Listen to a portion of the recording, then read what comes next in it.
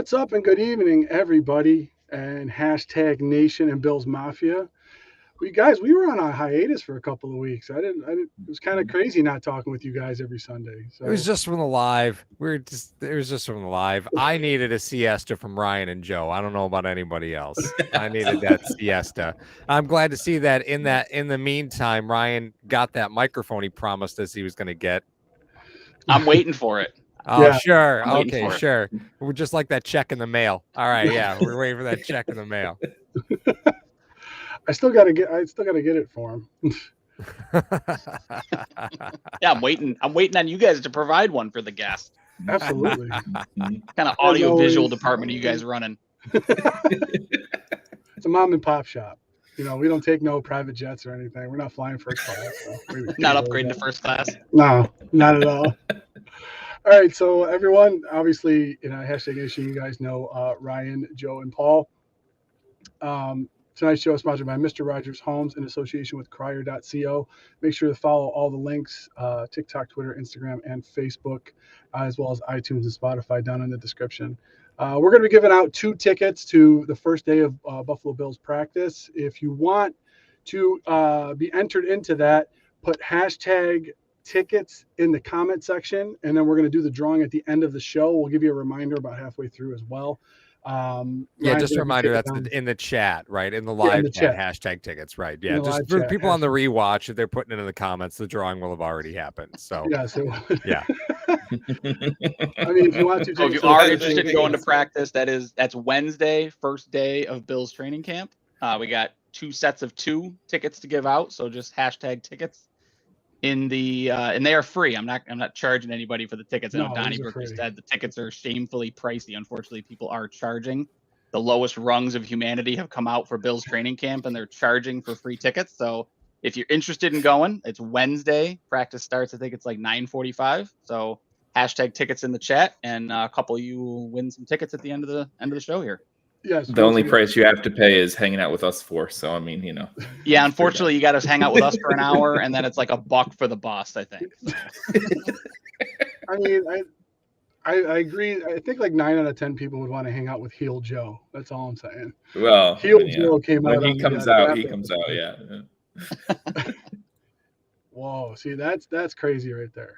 That is insane. We paid over $350 for Sunday the 30th. Dang, Donnie. Ooh.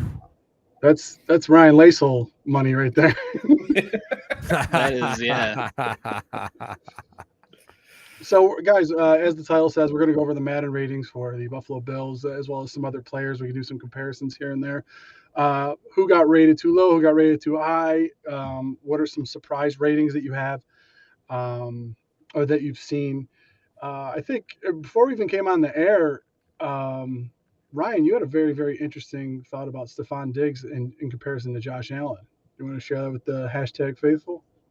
Yeah, I just think when you look at the Madden ratings, I just think it's odd that Madden doesn't seem to calibrate for like where folks rank in their position groups. Like wide receivers, Stephon Diggs as a 96 overall, and I'm not sure where he falls, Mario. I don't know if you have that ability to do it quick, but in terms of overall wide receivers, like he's not. I wouldn't assume that he's a top 3 wide receiver in the game. He's probably top 6.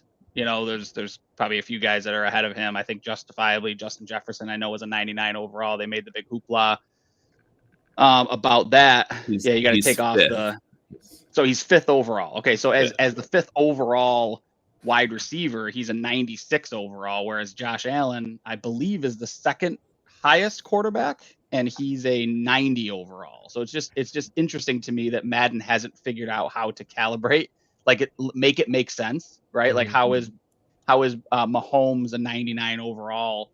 Josh Allen is the next highest quarterback, and he's not like within the same realm of where Stephon Diggs is as the 5th overall wide receiver. So, right. I mean, to me, it's just interesting they haven't figured out how to calibrate that for that yet. Yeah, maybe he's 90. Shiza said 93. I mean, he's somewhere in that range, right? He's like, I think he's not 99.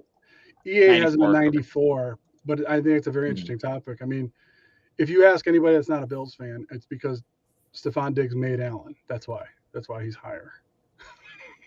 Well, I think he's the cover boy, right? Like, shouldn't you get like a couple point boost? Like, even Peyton Hillis didn't suck ass that one year. Like, he wasn't all that bad that one year in Madden, because you can't have your cover guy be, like seventh at the position, right? Of course, Joshua certainly wouldn't fall into that category. But the one thing that always sort of bothered me about the way that Madden does the rankings, and it doesn't feel like, and maybe you guys know more about this than I do, but wouldn't whatever's ranked at 99 be the best at that position, and then everything is sort of based off of that? It doesn't seem like Madden does that. They'll rank certain things, like the highest at this highest skill at this position might be a 95. You're like, whoa, wait a minute, hold on. Like, isn't there supposed to be a baseline here? Shouldn't that be the highest score? I don't think Madden does it that way. They just seem to arbitrarily assign numbers to the things that they seem to like to arbitrarily assign numbers to. Maybe I'm wrong. Yeah, I think and we'll get to Joe in a second with his take. But thank you, John Marlowe, coming in with $5 for the Williams Syndrome Foundation. What will Kincaid's rating be, and will Madden screw Kincaid by having Osiris higher overall?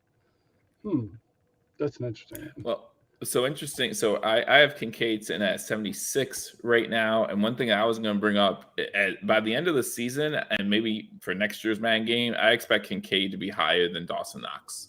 Like, I don't know how Dawson Knox is an 83. I really don't. I mean, I know a lot of Bills fans love Dawson Knox, but 83 is really high for him, in my opinion. Well, I think, the throughout the season adjustments on player ratings will have a pretty large impact on that, right? Yeah. Like, he'll have a pretty large impact on that. I was interested. And I also don't understand how Tyler Bass is like the 10th kicker, but that's another thing. That's another issue I have. Like, it doesn't make sense. It really doesn't. I am not taking. Let me see. Just as long as Nick Folk doesn't outrank him, I do not care. You're kidding me. No, Tyler Bass is 15th. Nick Folk has a 78 rating. Tyler Bass 77. Graham Gano is 81. Daniel Carlson 81. Like, I don't. No, I'm sorry. Can we address the elephant in the room? Whatever. With what I have on the screen, if you look at number 12 and number 15, for those of you that are listening on the podcast, I'm referring to Deion Dawkins and Mitch Morse. Mm-hmm. Dawkins is an 81 and Mitch Morse is a 79. Are they talking about just general overall linemen, or are they talking about at the position? Because and I think that's where the Madden ratings get convoluted, unfortunately. Like, because what they do is they rate out individual attributes, and then whatever that player falls in at is where they land, instead of looking at things conceptually and saying, like, okay, Patrick Mahomes, stats out to a 99 overall. He's the number one rated quarterback. The next best quarterback is Joe Burrow at 95. Like, is there that big of a gap between Patrick Mahomes and the next tier, which is like Allen, Burrow, Herbert? Like, you can argue for sure that Mahomes is in a class of his own, but is he 4 points higher than the next class, right? Whereas you go to, we talked about wide receivers. Justin Jefferson's the number one overall at 99, and Stephon Diggs is at a 96, 4 spots behind him, right? So they don't make it make sense within the position group. They rate out the stats, and then wherever guys fall is where they fall, versus going, okay, let's rate quarterbacks, Mahomes, Burrow, Allen. Now we need to make sure that they make sense, right? Like, Mahomes is a 99. Burrow should be probably 98, 97 if he's number 2, Allen thereafter, and then kind of the stats from there. They don't do it that way, and I've never understood why they don't do it that way. Right, exactly. So if you go and you filter out left tackles, Deion Dawkins is, from a launch rating standpoint, the 18th best rated tackle in Madden at the left tackle position, not just offensive line, at left tackle. And again, it's one of those circumstances where, who's going to complain about their rating as far as offensive tackles go? Only the offensive tackles. Nobody else care. The fans don't care. Whether Trent Brown's rated 83 or 87, like they don't care, right? Like, the players are the ones who can get upset by this. Mario, is there a reason you're comparing Josh Allen linebacker to Mahomes and Burrow? Oh, man. Wrong Josh Allen. Let me show you. Let me make a point. So good. Yeah, that's like when I drafted that. Very valid point. Tackling machine. I drafted that center out of Wisconsin. But it's interesting to see some of these things that, it was funny. I was comparing the AFC East quarterbacks a little bit before we went live, and it was interesting to see how some of the ratings get impacted by the play of the players around them. As far as, I think Tua had some very good short area. I think he's like in the 90s or something like that. I can pull him up. I can put all the AFC East quarterbacks because there's only 3 really. I mean, we're not counting Mac Jones, are we? No, there's I don't no think reason. That's fine. I'll put 2 on here, but I'll compare and I'll show you. I think it's a lot of those are interesting to see because, because when you start to compare some of these guys, you start to look. Okay, here we go. Tua, short area accuracy and mid accuracy. He's higher than both Allen and Rodgers in those categories. Mm-hmm. And I thought that was very, very interesting. I was like, you sure? Is that not just a product of Waddle and Hill? Or is that actually he can't throw deep? Like, what are we talking about here? Right. Yeah, no, I think Tua in general is a product of Waddle and Hill. I mean, if there are fans out there saying that Stephon Diggs made Josh Allen, how can you not say that Waddle and Hill made Tua? And I mean, they still can't help him from getting concussed. I don't know. The injury's on here too. I mean, let me scroll. If there's an injury part of the Madden rating, Tua should be in the negatives. That's all. I just wanna understand that -20. I want to understand how they figured Patrick Mahomes is 19 points better in catch than Josh Allen is. Because Mahomes has a 59 catch rating and Allen's at a 40. So who's got more curious because touchdown last receptions? I checked, Allen's got more touchdowns. That's than right. Mahomes does he sure receiving does. touchdowns. So, what are we doing here?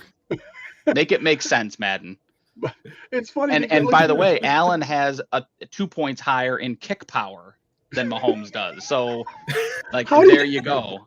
Stronger arm and stronger leg, Chiefs fans. Shove that in your pipe and smoke it. I'm waiting for a sign. I'm looking for a sign at Highmark Stadium this year. Our quarterback kicked harder than your quarterback. What were the? Didn't they start messing up some of the players' pictures too when they went through? Oh yeah, there was the Chiefs center, Creed Humphrey. Mm-hmm. Creed Humphrey. He's like a white guy with long hair, and they made him a black guy with not long hair, not even close. They did not even. Can you explain to me how run blocking Tua Tagovailoa is a 22 and Allen's a 17? Can we figure that out? If you look at, and Rodgers is the best one out of the 3.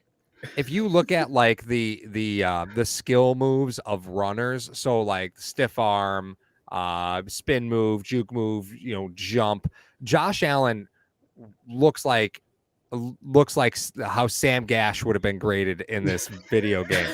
Because the power numbers are impressive, right? It's impressive. He does have the highest jump, I believe, of all quarterbacks. Valid. He's got a 75 truck, which rates him top 25 in running backs. I know. That's what I mean. Some of the power numbers are pretty impressive. Ball carrier vision 95. Yeah. Oh, his stiff arm's an 83. Wow.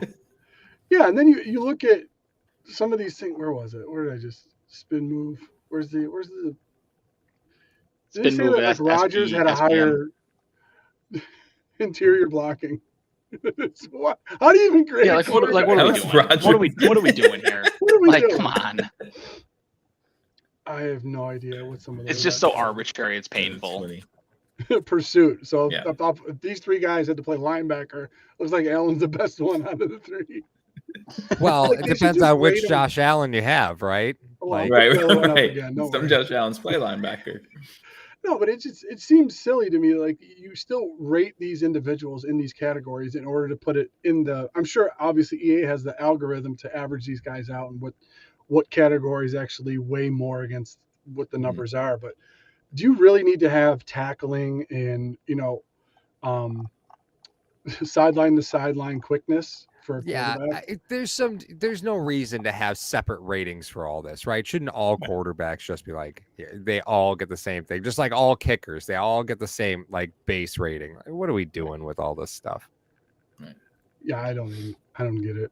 I really don't. We got the most acceleration out of the three too. So But I do have a problem with Mahomes being 99. To me, I it's really all do. just to stir up controversy. Like, I mean, why? here's why I have a problem with Mahomes being at 99, because the game from launch, right, only has 5 99 rated players. So it's Aaron Donald, and I think that still remains debatable, right? So Aaron Donald, Justin Jefferson, Mahomes, Kelsey, and Zach Martin. Those are your golden goose 99 rated players. yeah. Do you guys think that the 5 best players in football are Aaron Donald, Justin Jefferson, Patrick Mahomes, Travis Kelsey, and Zach Martin? Because shouldn't that be what that's based off of, right? Are they the 5 best players in football? At their positions, I would say yes. Overall, But shouldn't every position have a 99 overall? Like, shouldn't every position have the the best one guy who's better than everybody else? That's what And Paul just was saying earlier. Yeah. Right. Yeah. Probably Yeah. within a gradient, right? Maybe not a 99, but maybe like maybe not a 97 99 to kicker. 99. Yeah. Right. Yeah. Within like a reasonable amount of error, right? So a 99 to a 97 to 99. When you look at some have of these players like Myles Garrett, Nick Bosa, like why are they not 99s? Why are they 98s? Like where's the 1 point go that they don't get to get differentiated? Myles Garrett was a 99 last year, and he had better stats last year than he had the year before. So it's like, did they penalize him because he missed a game last year? Like what? Like, is anyone going to argue that Myles Garrett isn't the best defensive end in football? Like, would it be that painful for you to go, okay, well, maybe there's 3 guys, right? Maybe it's Bosa, Garrett, and Watt. Maybe it's those 3. Okay, make them all 99s. Like, that's okay. It doesn't have to be. I think it's just to answer your question, Paul. It's rarefied air. It's creating this sense of 99 is something special versus 99 is just indicates that you're the best at your position. And that's probably why that's why you don't have multiple positions with 99s. Who's the best cornerback in the game right now? Because according to Madden, it's Jalen Ramsey, and that Jalen Ramsey's not even a top 10 he's corner. Not even, no. Yeah, that's what I mean. No way. No way. What? He's a 97? No wonder. I mean, you could argue that Aaron Donald's not the best interior defensive lineman in football either. So right, exactly. You know, I mean, there's a legitimate argument to be made that Zach Martin's not the best interior offensive lineman in football. So, I mean, the only 2 that I agree with, honestly, is Jefferson and Kelsey. Those are the only 2 guys where it's like, okay, I get 99. Yeah. You know, wide receiver, I would totally be fine with like Tyreek Hill being 99 overall. Yeah. You know, I would be totally fine with like Jamar Chase winding up there. I understand why he's not, but you know, when you look at things like that, it you know, to me it would make sense. But just I have no idea what they're doing at the cornerback position. I have no idea what they're doing at the safety position. I just have a lot of issues with how they generate their ratings, and they don't really explain it either, which is another thing that's a bit worrisome. Well, it's the secret sauce. So that's the secret sauce. Yeah, because if you take everything out and aggregate it, there's some type of a grade. There's some type of a positional grading curve that they apply. Like certain positions have certain weights on some of their stats versus others. Because if you just take the raw numbers, it doesn't average out to a 99. So there's some type of weighting involved that they don't explain. The awareness is huge. I remember that every time when you create your own player. Oh yeah, you better make him. You better pump all your points into awareness. He might not be able to throw the ball 4 yards, but if your awareness wasn't up, he was throwing picks. No, yeah, if you put the awareness up so much on him, it increases their contract too. Because, and they gave Ramsey a 96 on that. I'm like, okay. Yeah, it's just funny because the more I read these stats, the more I'm like, what are we doing? Like Terry McLaurin's better than AJ Brown. Come on. Right. Yeah. No way. Like Devontae Adams, you still have him above guys like Cooper Kupp, Stephon Diggs, Jamar Chase. Like he's getting up in age. He's got Jimmy G throwing him the football. I don't care how talented he is. Like he's not going to put up amazing numbers in that league. Like Amari Cooper, better than CeeDee Lamb. Like it's so weird too, because you're talking about the opposite. The argument is you were talking about with Garrett. It's like Garrett had a better year than he did when he was a 99. Why didn't he just stay at 99? It didn't make any sense. Like I don't Right. understand that at all. Especially when you apply like a fantasy football lens to it. Like to me, that there should be like a correlation, right? Like no one's taking Devontae Adams in fantasy football over Cooper Kupp. Like it's not happening. Just you're drafting wrong if you're drafting Devontae Adams before Cooper Kupp's coming off the board. Same thing with Jamar Chase. Jamar Chase is one of the first 3 wide receivers off the board, yet he's like 7th overall in the game. Oh, God. but Ryan, I think you bring up a really interesting perspective, right? Back when these games first came out, fantasy football, people would do out of the newspaper. Like you draft a team and then you prayed no one got hurt. And then that's what you did. The game is far different now, right? So does the Madden rating have to correlate with how people really accentuate value, which is based off of fantasy football? Most people judge whether a player has value or not based off of their fantasy football results. It's just the way it is between daily fantasy football, year-long fantasy football, redraft leagues.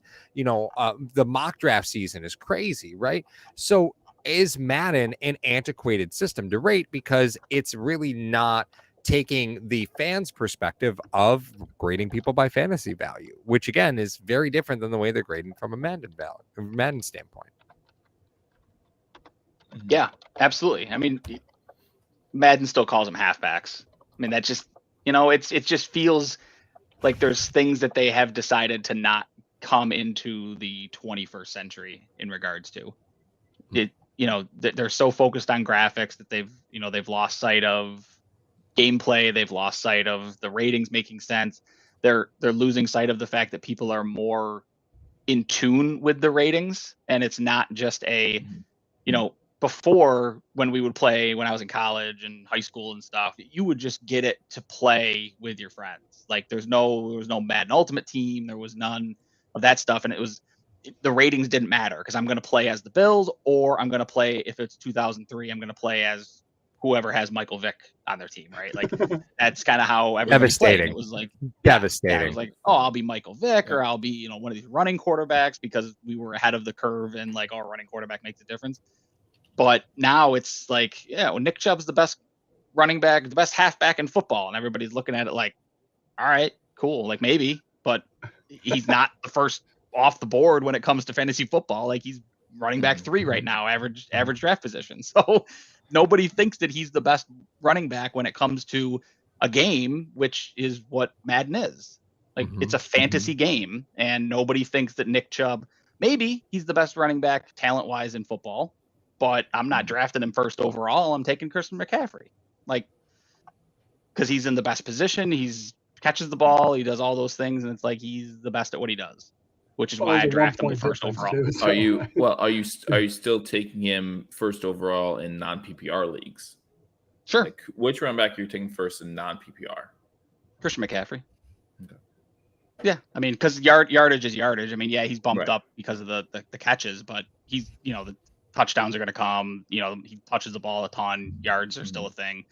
And no quarterback, right? And that's anybody that drafts a running back early loves the no quarterback situation, right? You're just like, yep, that's fine. Yeah, I'll take that.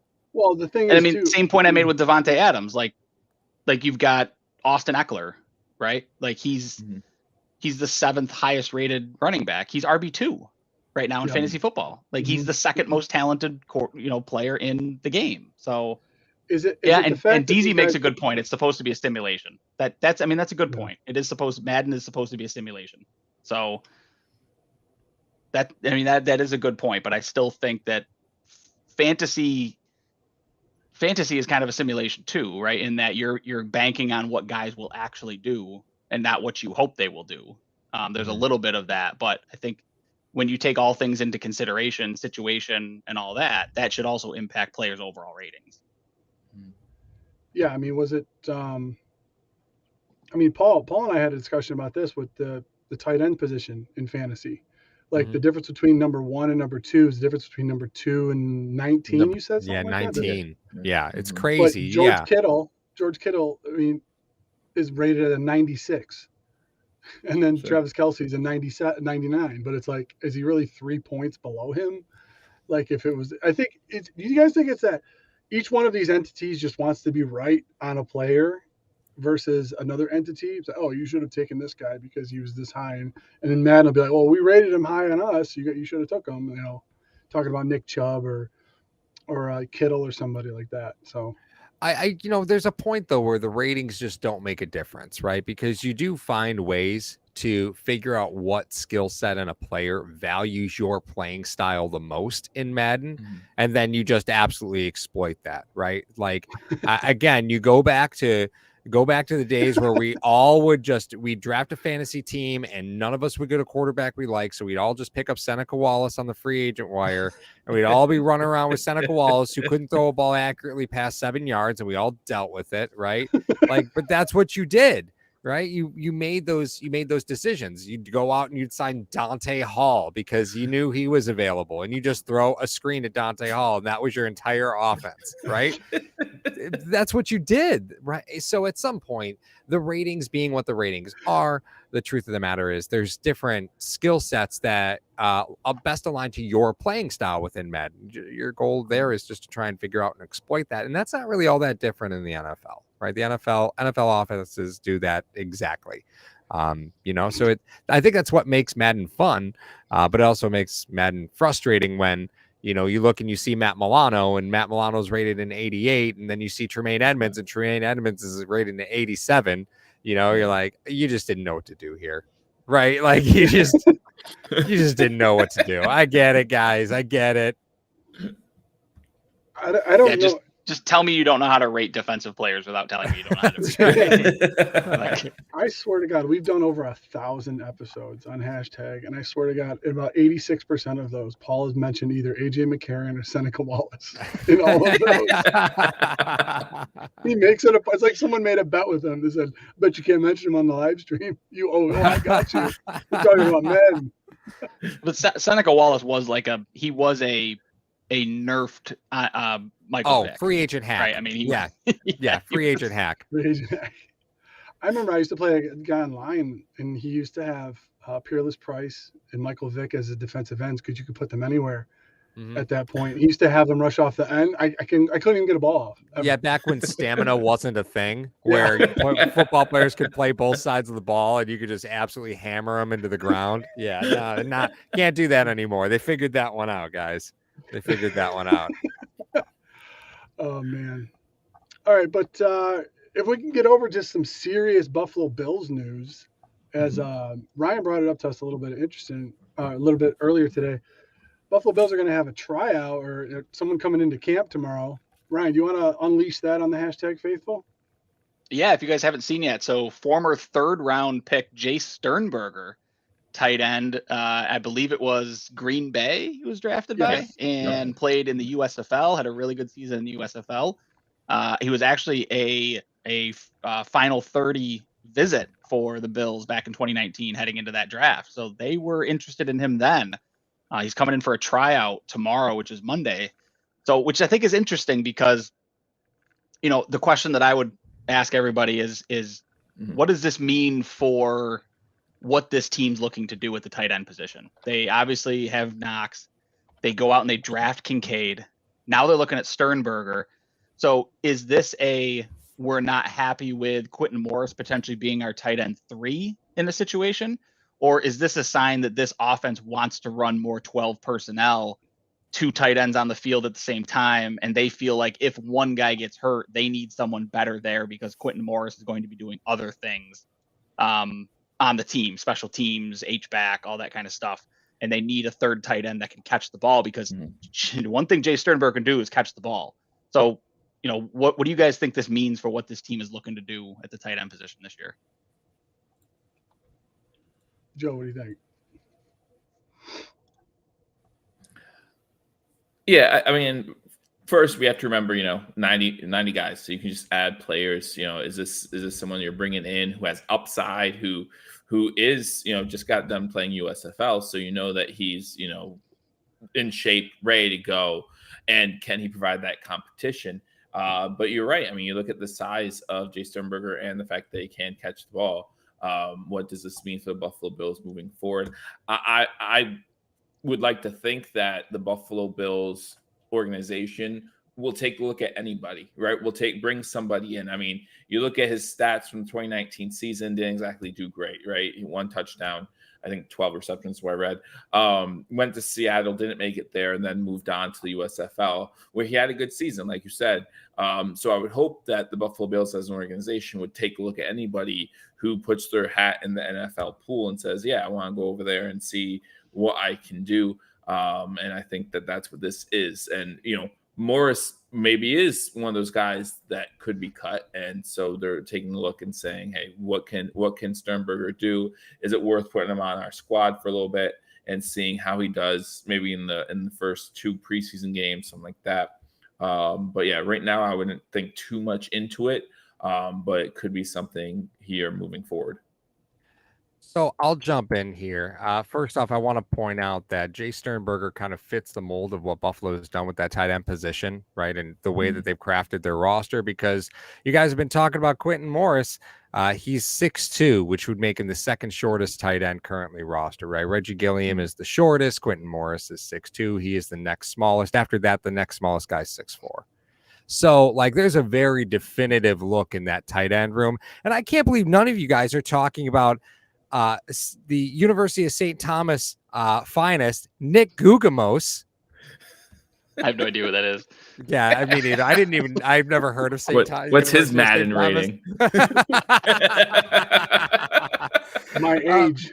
Yeah, but, well, he's, first off, first season in the NFL, a first official season in the NFL, did the practice squad game for the last couple seasons, 27 years old. So that's a fun little fact. I think he's actually the oldest tight end on the Bills roster. It still only has one official season in the NFL. But there's a very different look that Buffalo's going with in that tight end room compared to what it's looked like the last couple of years. And again, I think a player like Quentin Morris kind of transitions more to a special teams player. You look at a Reggie Gilliam, I still can't be convinced he makes this roster. And that tight end room is getting very, very big. And Jay Sternberger fits right in with that mold. 6'4", again, right around 250, 255. It fits the mold that Buffalo's kind of been pushing towards, and it's not really a shock at all. So if you see a guy cut like Nick Gugamos as an example, right? It's sure you cut Nick Gugamos for Jay Sternberger. Right, because the profile. Still don't know who that is. It doesn't matter who it is. It doesn't matter what you think. But yeah, I think it's just one of those parts of being an NFL franchise. Got to improve, and when you can add pedigree, I think Buffalo has proven you add the pedigree. I think it's interesting that I knew Ryan was trying to troll, I think, a little bit with this when he talked about it a little bit when they, he's a 3rd round pick. Coincidentally, he was the pick after Singletary. So if we all remember back to that draft, the Chicago Bears traded up to get David Montgomery. The Bills then traded up to get Singletary, and then Sternberger was taken with the very next pick. 21 picks later was Dawson Knox. So there, it's like the girl that you went for and you didn't get her, and oh yeah, she's available again. She broke up with what's his name. It's oh, we can get her again. But it's interesting too. But Paul, I'm surprised you glossed over the most important thing about it is the fact is you get a guy obviously with some pedigree. If they have to cut him and put him on the practice squad, you're reassured that no one's going to go after him. Nobody's going to take a shot because they could have. Anybody could have had a shot at this guy. I mean, he's a guy that, like you said, fits the mold of what your tight ends are currently on the roster, and you could cut him and put him on your practice squad without worrying about him going anywhere. And then covering yourself for injury throughout the year to either Kincaid or Knox. I think it's a brilliant move for the Bills, and I wouldn't be surprised if, obviously, he goes through camp, but he makes those cuts, but then gets added immediately to the practice squad. He seems like that type of guy who, I mean, he's traveled around a bit. I mean, he was with the Steelers, he was with the Washington football team at some point. So here's a guy who bounced around a little bit. And also, coincidentally, in that draft, in that 3rd round, Damian Harris was drafted too. So the Bills just seem to be plucking players from the 3rd round of the 2019 draft. Yeah, well, he would also be the one, when we talk about size, right? He would be like the one legitimate blocking tight end that they would have too. I mean, he's Mhm. not only is he 6'4", he's like 245, 250. So he's big. I don't know that he's known necessarily for his blocking, but it would very much be a like Tommy Sweeney-esque type of tight end move, I think, for them, where More he would athletic. be a guy who can go catch the ball if one of the two pass catchers gets hurt, but he may be more of a let's bring him in obvious running situations and let Damian Harris run behind him, led by Quentin Morris or whoever. So Well, I think he gives some bulk to a position that doesn't have a lot of bulk, and you probably need at least one guy who can do that. Where did Sternberger go to college? He was what, Texas A&M? So that would be the most. So this is what's so funny about the Bills, right? So of their current tight ends, you got one from Toledo, one from the University of St. Thomas, one from Utah. Obviously, Dawson Knox went to Ole Miss, Bowling Green, and Central Michigan. So aside from Ole Miss, probably the most prestigious school, right, of that mix as far as football pedigree goes. Right. But again, this team has a tendency to say, listen, can we go get somebody that we spend a lot of time in? NFL teams spend an awful lot of time watching tape, and it doesn't stop once the draft is over. These are guys that get continually scouted because that's what pro personnel people do. They scout every player in the league at all times. That's what their job is. So just because, this was the guy drafted right after Devin Singletary doesn't mean he ever fell off the Bills' radar. A lot of these players should just wait for an opportunity on. And Sternberger's jumped around a little bit for obvious reasons, right? It's going to Green Bay. That's a tough sell. That offense doesn't always run through tight ends. They kind of throw out whatever they can get out in Green Bay. It's just the way that they run their football organization at the tight end position. And nobody should ever sign with Washington. Like, fire your agent. What's wrong with you? And again, I mean, Sternberger had a good season in the USFL this year. 33 catches, 517 yards, and 7 touchdowns. Right? Like, yeah, it's the USFL, but that's nothing necessarily to sneeze at. Yeah. Especially when I mean, who's the quarterback at for the Birmingham Stallions? Does anybody know? Like, is it anybody of repute? I have no idea. The fact that you just knew the Birmingham Stallions. I have to look. Now everyone's gonna look it up. Yeah, I'm looking at the roster. While you guys looking at the roster, and I have no idea who. I have no idea who the quarterback in 2019 and 2020. Alex Magog. Can't even pronounce the guy's name. No, I can't. You pronounce it. Nope. He threw for 20 touchdowns this year, and 7 of them were to Sternberger. So, there you go. Keep feeding him. I will say, though, in 2019 and 2020, Sternberger's snap counts for the Packers, 32 and 29% were on special teams. So, he does, we know that they love their dual threat players, the Buffalo Bills. No, and Alex McGow is currently a Packer, so Yeah. Oh, that's interesting. If you're thinking of replacing, Reggie Gilliam, here's a guy who has played special teams for you and plays the position, and it fits the profile that you're looking for. So you're not really just going into it by cutting a guy that's been on the team. You're cutting a guy and replacing with somebody who could possibly be a contributor down the road a little bit. Speaking of which, I'm going to go over and I have to compare Spencer Brown's catch ability in Madden to see if it's the best amongst offensive linemen. He was a tight end once. So, oh God, will you stop this nonsense? Let's see. So as the Bills look to potentially add another tight end to the roster, I think is there another position you guys think that they need to look at to potentially upgrade? I mean, they should always be looking to upgrade, right? But is there a position out there that needs an upgrade that you're looking at the guys there and just going, man, if they could just add like another body, it would be nice. And there's names out there. Well, there's a difference. Are you talking about just adding a regular body or just adding a superstar and making a big splash? Not a big splash. I mean, I don't think you're going to see a splash at this point in the season. I mean, unless it's an expiring deal or something along those lines, some type of an injury. But one position that pops into my head is, have they done enough at running back? right? Like between Yep. the talent that's available on the free agent market and the roster that they have they done enough at that particular position? Well, I did Because see earlier again, in the Dalvin Cook, chat. Zeke Elliott, those guys are still out there. Oh. I as did see potential earlier in the options. chat, someone said that they saw the Bills might be interested in a trade for AJ Dillon. I haven't heard that trade rumor, but that's not saying it's AJ not out Dillon. there. Quadzilla. Yeah. Talking about looking good in shorts. Him and Josh Allen next to each other, man.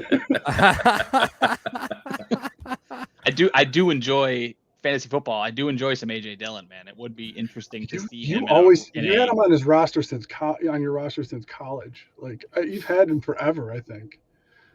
Yeah. I mean, he's my new Josh Gordon, Paul. Oh yeah. Every time Josh Gordon, I'd get an alert. Josh Gordon signs with so and so. I'd immediately pick him up. Every league. High upside. Terry McLaurin to the free agent wire. The hell with him. I need Josh Gordon because he could. Well, I think as far as that's concerned, right? Green Bay's not going to be shipping off AJ Dillon for nothing. Now, mind you, he's going into the last year of his rookie deal. So again, a player they're probably not interested in signing or re-signing because we've already committed a ton of money to Aaron Jones. So, but Aaron Jones is 33. I was going to say, but Jones is also a free agent at the end of this year. They're both right. Yeah. So that's what I mean. I'm not sure I'm totally buying the AJ Dillon's available. Is Aaron thing. Jones really 33 or is he just he's number 33? Jesus, what am I thinking? He's only been in the league for 7 years. To say he's number 33, I know that. Well, he'd be what, 29? 28. It's 28. Which is typically the cliff season for running backs. Yeah. Well, they'll find out this year to figure out if they have to. 94, so he's 29. Good math. Yep. Quick math. Well, you should do that for a living. But I wouldn't pull too much into the, because their running back room is a problem next year for them, right? So I wouldn't pull too much into the whole, this guy's available. I don't really. Yeah, I also as I'm using the Google machine, I haven't found a reputable report of AJ Dillon. Right. I've seen some half-assed aggregation with a note at the bottom of the article that says this was partially written by AI. So I think temper. Oh, yeah. People got to know about that, though. Right. Yeah. Educate the people. People got to know about that stuff. You got to be careful. Yeah, I mean, so as these newspapers cut their writers' rooms, New York Times, they're going heavy into the Athletic. Washington Post just laid off a bunch of their sports writers. You guys got to make sure that you read at the bottom. Anytime you scroll to the bottom of an article, your author is going to be at the top. But typically, if you go all the way down to the bottom, there's going to be little bylines that say things like, this article was written partially by AI, because, aggregation is as easy as actually doing reporting now. I mean, the guy's great at what he does, but if anybody follows as Drew affectionately calls him, the Bills TMZ, which is Ryan Talbot, he's an aggregator. I mean, he's good at what he does, but, not far are we from the time where AI will be doing a lot of that stuff, and you'll be able to go into, AI and say, give me all the Bills news you can find. And it's just going to be like a dump of information. So just make sure that it's kind of like on Twitter, right? Like keep your head on a swivel when you see somebody post something on Twitter. Do that now with articles that you're clicking on and reading and making sure you're checking to see how much is AI involved in the process.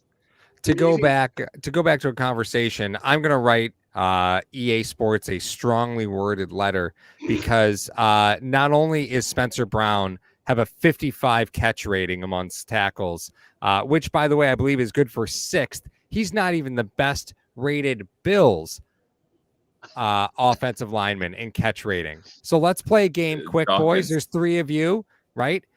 Spencer Brown is not the top rated catch rating for Buffalo Bills offensive linemen that play the tackle position. Who is? We'll go Mario, Joe, and Ryan. Dawkins. Okay, that's a good guess. Joe? Dawkins, yeah. Dawkins? Ryan? Yep. You going Dawkins too? You guys are both going Dawkins. Well, I got to go a little off board then, right? I'm going to go Tommy Doyle. Dave Quisenberry Oh, Like, he's got a 62 catch rating. Oh, hey, Batman touchdown. Batman touchdown, I guess. But Deion Dawkins has multiple touchdowns. Yeah. he does. He's got multiple touchdowns in his NFL career. I don't know how we got to a world where Dwayne Brown was the number 1 rated offensive lineman for catching. But that's the world we live in, everybody. So, Well, again, I'm strongly worded letter to EA Sports on that. I'm just happy Dean Marlowe's rated ahead of AJ Klein. Oh, God, stop it. Can we talk? Speaking of guys that don't usually catch the ball, having a good catch rating, can we talk about the fact that before the Titans signed DeAndre Hopkins, Mike Vrabel had more career touchdown catches than his entire wide receiver room? Mm-hmm. Like, is that something? Is that something we can talk about? Because that's hilarious to me. Is that something like another show that we have to cut? Yeah. Well, then we can cut another show. But did you write that or did AI? That's a good question. I didn't read the byline, and I should have. I You think know, it was a the- stat that I heard, maybe. The best way to avoid that, guys, Ryan didn't give you that suggestion. The best way to avoid all this stuff written by AI is just watch us. I mean, that's There you the go. only thing you can do. Yeah, But very little intelligence here. Very little. Let alone artificial. Wait, to go back to Ryan's point, like, what's one guy you could pick up? Obviously, he wants to improve the running back room. Just pick up Anthony Barr and call it a day. Seriously. You want to add another pass rusher to this team? Yes. I want another linebacker somewhere. You want all the pass rushers, just all the pass rushers. Just no one else gets them. Honestly, no, Cut you can AJ play- Klein. Keep doesn't another pass rusher. He doesn't have to play with his hand in the dirt all the time. Barr could still play up, I think, and him and Milano would be very, very scary for a lot of teams to deal with. And I think he'd be a lot better in run support than what you have currently. That's just my opinion. I think Barr would be a good addition. As long as he doesn't let anyone jump over him, right? Well, the only guy that can jump over him's on his team now, so I think That would be true. That's a fair point. That's a very fair That's point. 17-year-old Josh Allen. I mean, I'm sorry, your jersey number isn't your age. Oh, I'm sorry. shut up. Oh, my God. meme unlocked. Newborn name Hines. This is wearing number 0. Newborn Naeem. And it's Damn funny it. because there's a lot of names out there that are just like interesting to me at the free agent position. Like, is anyone surprised that you haven't heard anything about Taylor Lewan? Maybe Coming You know, back, he's a he podcast retired. Yeah, I thought we would. he didn't Have you really seen- retire though. He didn't But really have you seen- retire. he's thin. They cut Like, him, and he's basically he's- talked about retiring. He's looks done. small. Like, if you watch him on his podcast, he did what most NFL tackles do, like straight Eric Wood. He's down. He went back to like a normal 55, sized human 60 being. pounds. Yeah, he's Oh, down. yeah. He's down 55, 60 pounds. Right. You know, I do wish that we could like shed the whole thought process of like being just a reasonable person to be on this Bills team, because as much as I hate him and I dislike this player immensely, Marcus Peters is really good at football, and I hate him. I dislike him as a There are- player. He's dirty. He's Yeah. just everything that this team isn't. And I think sometimes there's a point where you look at it and you say, you know what? Maybe you need a little bit of that, right? He's 30. There- He's been on a lot of teams because he's a problem. He's a headache, but he is as good as it gets on the free agent market at the cornerback position. I still am not comfortable at corner. There are some interesting corners available.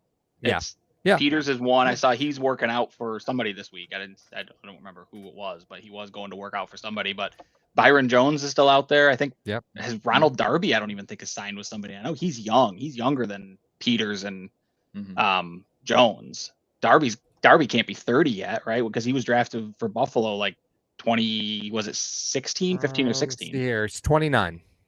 Yeah. So, Yeah. he's a guy that's out there.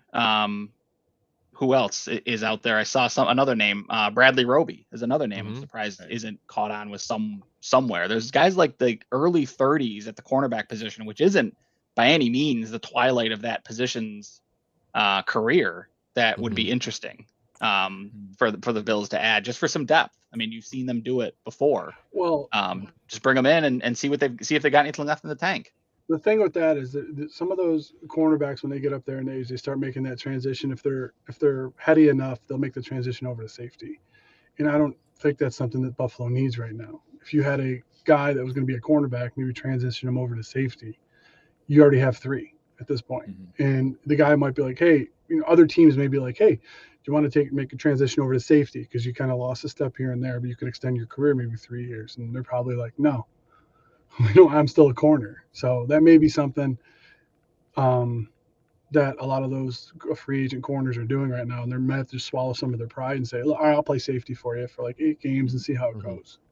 Well, Ronald but Darby's usually an you'll see that interesting ask, transition though. at 29, right? Like, yeah, 29, 30 is not the time that transition happens. That's like 32, 33 that transition starts to occur. Yeah, those guys depending lose a on how step, much mileage usually is when on the that guy. happens.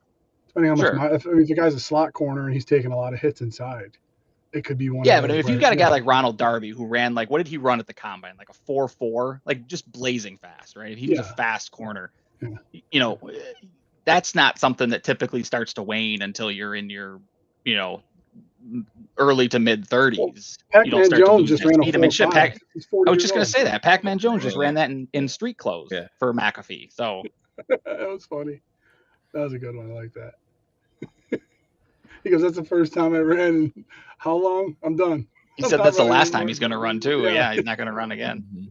But I think it brings up an interesting conversation of when you look at what's available just on the cornerback market, it's very different than what's available at other positions because almost all the names that are all in or at their 30s, right? Like in or around their 30s. And sometimes that number does scare teams, right? Because you're thinking about, well, I bring this guy in, he's played X number of snaps, like risk of injury is pretty bad at this point. I do think Buffalo could benefit from getting a little bit more, getting a handcuff there, right? A veteran handcuff. They usually have one. I don't know if they feel like, they put in enough time with Trey at this point that he's that guy, but Trey's a 1, not a handcuff, the way that they've handled the cornerback room in the past, maybe they don't have that flexibility when you start paying Deion Dawkins and start paying Stephon Diggs and start paying Matt Milano and start paying Josh Allen. Maybe you don't have the flexibility of spending $5-6 million on a veteran corner for 1 year. That might be one of the things that they don't have a history of. They don't have any veteran presence. Like no, zero. Even outside like Cam Trey, Dantzler that they brought in, like he's 25. Like that's not that's not a veteran presence. It's just exactly old face new team kind of thing. So right. Well, do you have enough of a veteran's presence in the safety position that you're not really worried about the veteran presence? Because you still have a veteran presence in the defensive back field, just not at the corner necessarily. Yeah, I mean, I think what Paul's talking about though is like Micah Hyde's not teaching guys how to play corner. Sure. Right. Like when you talk about veteran presence, you're talking about a guy who's going to teach these young guys how to play and win at the position. Like I remember going to training camp and Buffalo had signed, was it Anquan Bolden? It had to be Bolden. And I remember going and watching him and you saw the young guys like flocking to him. And like learning how to get off the line, walk me through that drill again. How do you hand fight? Like all those things. Those are the things. Like, yeah, when it comes to, you're not worried about are the young guys going to make the right reads, right, and be in the right position to make a play, because that's what Hyde and Poyer and White are there for. Right. But what you need is a guy like Kaiir Elam. You need a guy like Kaiir Elam to learn how to play corner in the NFL and how to get up and jam guys and play the way he wants to play. As I'm powering through the joke and as Paul and Joe laugh, but no, I think that's Paul is probably what you're referring to, right? As a guy to bring in, like teach these guys how to prepare like a pro practice drills, that kind of stuff, like a professional corner. Yep. I think it's at the point right now where he just wants his own guys in camp. Like he doesn't want to bring in these veterans to try to teach his philosophies anymore, because McDermott's taken over full time now.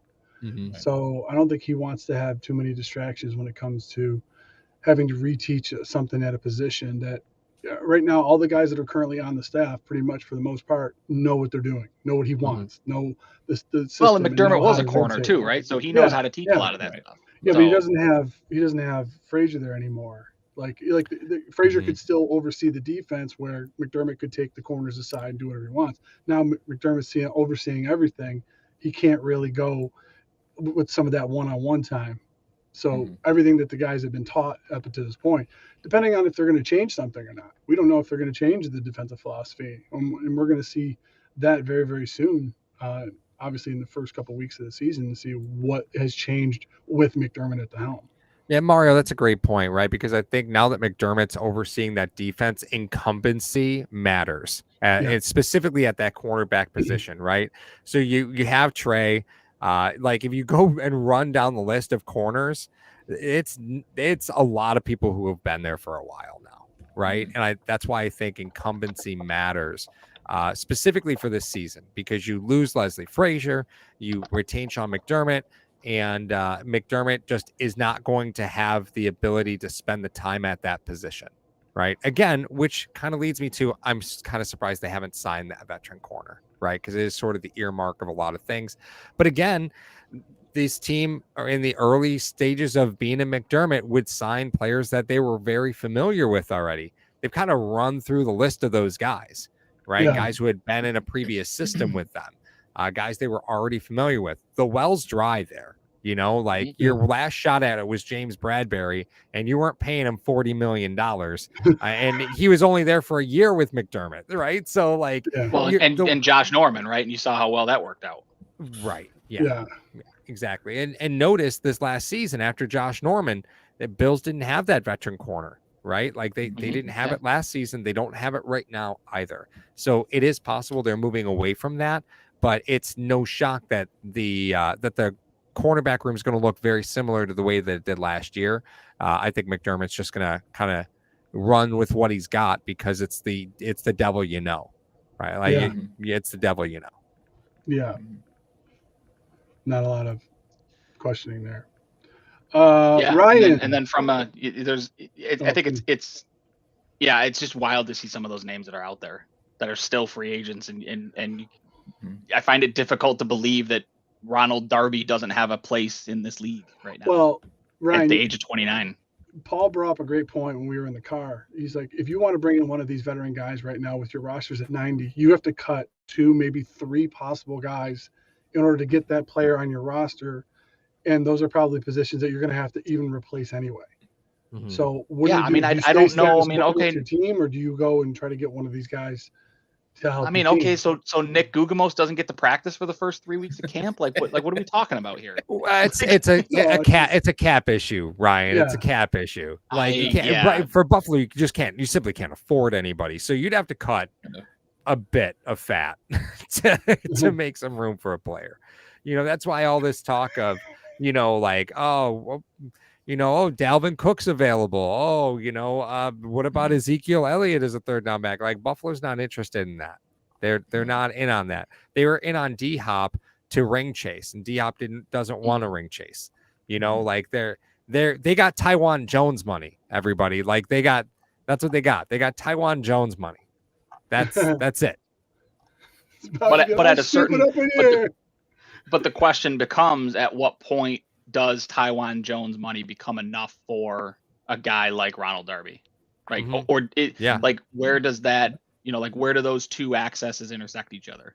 Week 7 is there a point where that happens? And I don't know the answer to that question. But Buffalo faithful, everybody loves it. Jarrett Patterson's available, guys. I don't know why the Bills haven't signed him already. What do you mean who? What? Who? You guys don't remember the whole Jarrett Patterson thing? Absolutely, of course I do. Paul is a huge Jarrett Patterson fan. You owned him for a long time. I did own Jarrett Patterson because I know that running backs die in Washington. So I was just waiting my time for Jarrett Patterson to take over. Someone's blowing out a knee at some point. Yeah. FedEx Field takes souls, man. That field just takes souls. So I was waiting my time, but no, he's from that 23-year-old running back free agent, former UB Bull. You have the most obscure running backs. What are you talking about? You're so. What are you talking about? Listen, he's little. He's literally everything Buffalo has drafted the last 4 years. He is everything that they've ever drafted. Okay, I'm aware of it. But when we do the car episodes and you get in and you're like, hey, you know who's available is this guy. I'm like, does he work at Tim Hortons? Like, what are we looking for? Does he want to do a podcast? What are you talking about? I'm like, no, he's a fourth string running back on Seattle. Watch, he'll be a starter by week 8. I'm like, what the hell, Paul? Yeah, don't feel really listen to me on that, because as Ryan said in our text message thread, I always love to hear fantasy advice from fringe NFL or fringe fantasy playoff participant Paul. Paul's always good for backing into a 6 seed. Yeah, sure. Football. Yeah, sure am. Hey. Sure am. Hey, he's always the guy that like has like 2 huge scoring weeks, so he always gets the 6 seed for having more points than everybody else. Yeah. Hey, Dizzy's like on it. 500, but he's got 50 extra points. Yeah, Dizzy's on it, because we used to talk about Brandon Oliver all the time on this channel. The pinball. We talked about Brandon Oliver for a long time on this channel. It was when Khalil Mack was coming out too. They both came out together. Sure was. That's how long ago that was. Yeah. That was amazing. Yeah, I mean I'm to that age where I can't believe that guy's not still on a team. Like I'm just at that age. Like I'm looking at free agent running backs like Giovanni Bernard. I can't believe he's not on a team.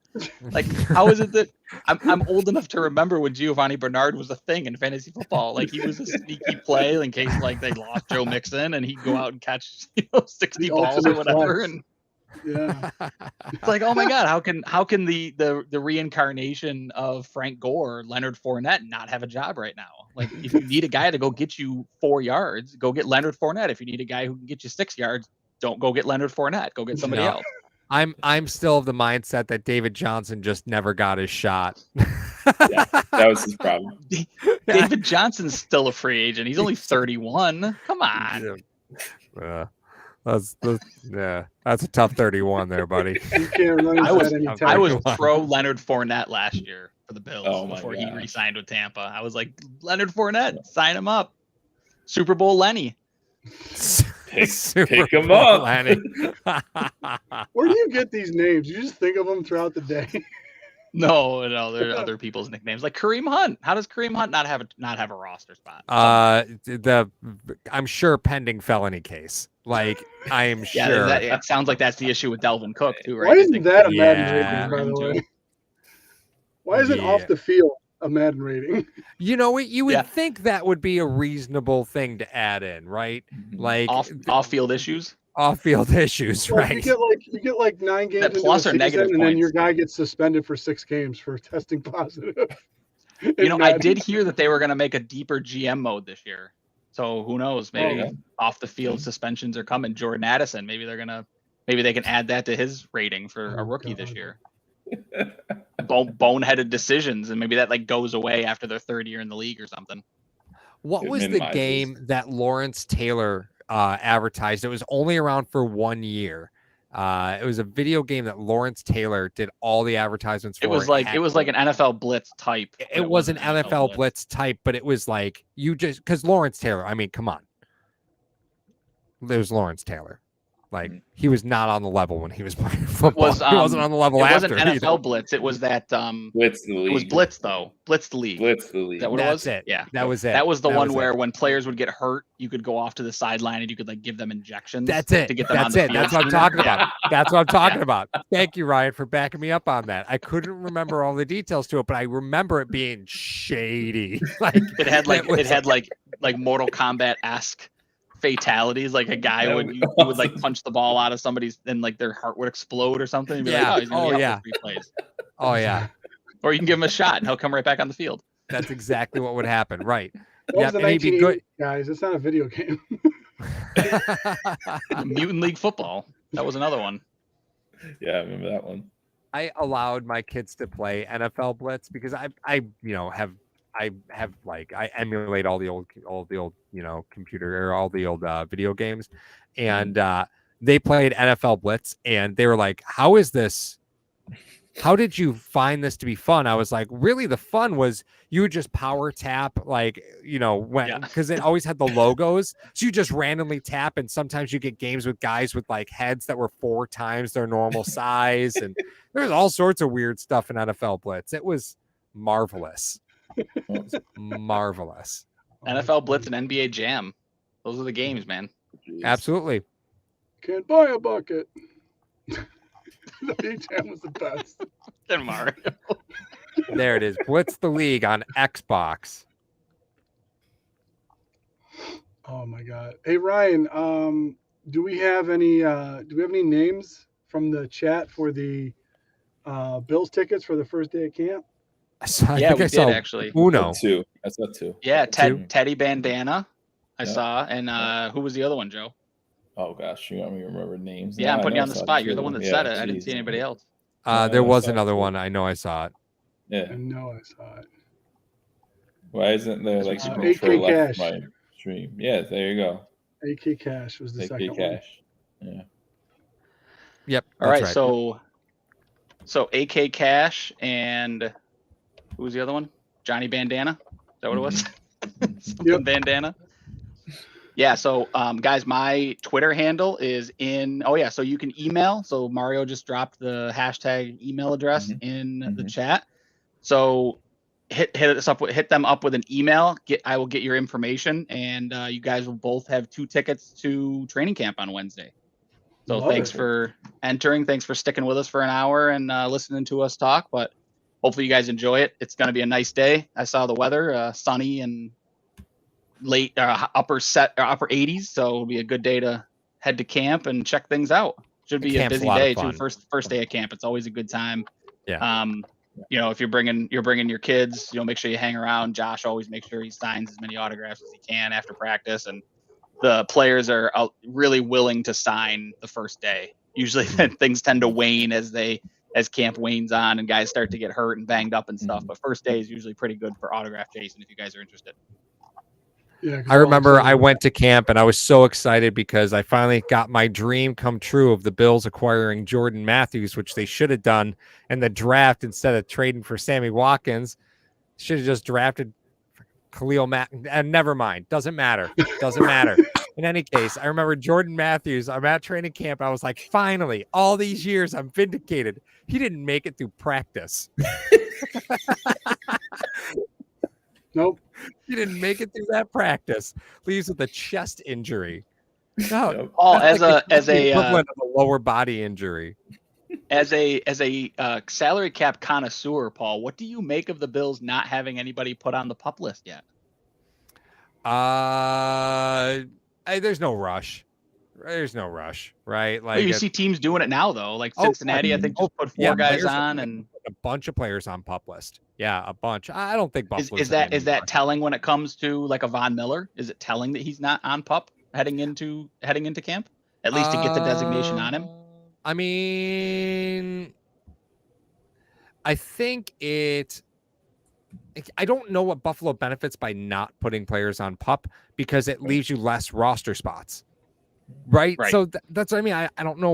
It lets you add guys. Doesn't it let you add? Can't you add additional players? You can bring more than 90 if you've got some on. Yeah, that's right. Yeah, so maybe that's where like a Jay Sternberger is like a coinciding. Oh, here you go. Oh, here it is. Oh, maybe throw somebody on PUP. Oh yeah, with a corresponding move, perhaps. But I mean, anytime you get a free agent visit this time of year, especially now that PUP window's open, it is definitely a telling sign that there's probably a move coming. And PUP is not something that's uncommon. Most teams have 3, 4 to 6 or 7 players end up on PUP throughout the preseason process. So it's not anything that's uncommon and nothing to really be concerned about. It's not. It's preseason PUP is not something to be worried about. If Von Miller ends up on preseason PUP, no one should care. It doesn't matter. It doesn't. No, I agree. I think it might just be more telling as to how far along on his injury journey he is that he's not yet there, especially if he doesn't show up there. Because again, if he's preseason PUP, he can come back at any point in time. He can still do things with the team. He just can't actually practice. So if he's not on preseason PUP, he may be ready for camp day 1, which would be interesting, especially if he's a full go. Jordan Matthews sighting. He's switching to tight end. Let's bring him back to the 716, everybody. He's switching to Give me fat Jordan Matthews for the win. For the win. I wouldn't be surprised. I'm surprised Kelvin Benjamin didn't make the switch. Yeah, he did. He made the switch to, Cheesecake Factory. I was going to say. Eating at or serving at? Both. Well, I think You he get a ate there discount if first, you work and then there, he was so- like, you know what? I It's was a gonna little say cheaper. they get I'll work their here. day meal, right? They Mario Shipping, and I- what they call it. Mario and I had a bet that I totally forgot the condition of, but we got into a heated debate, and I only remember this because I was in a laundromat in Buffalo doing laundry. This was forever ago, and we got into a heated debate because I hated Mike Evans so much. I was like, Kelvin Benjamin's going to be so much better than Mike Evans. And I was an FSU fan. I didn't really like Kelvin Benjamin all that much. I just hated Mike Evans at that level that I was totally just instantly all in on Kelvin Benjamin. And now And Mike Evans is 2 seasons away from setting the record for most 1,000-yard seasons in a row. I know. Freezing cold takes. Yeah. Whoops. Whoops. Jesus. Oh, well. All right. So, guys, that's our episode for tonight. Yeah. Make sure you hit up all of our socials: TikTok, Twitter, Instagram, and Facebook. All of our shows will be on Steven's iTunes got the and right idea. Spotify. Tonight's show is sponsored by Mr. Rogers Homes. Please check out the brochure in the description. In association with Crier.co, we got Ryan, Joe, and Paul. I am Mario. We're # Sports, and we're out of here. Hello, fellow Bills fans. Sean Rogers, Realtor and lead of the Mr. Rogers Homes team. Did you know that real estate is one of the best ways to build wealth, and right now is one of the best times to own an investment property in Arizona? Please reach out to me. I'd be more than happy to answer any of your questions so we can take the next step to your financial freedom here in the Valley of the Sun, utilizing real estate. As always, God bless America and go Buffalo!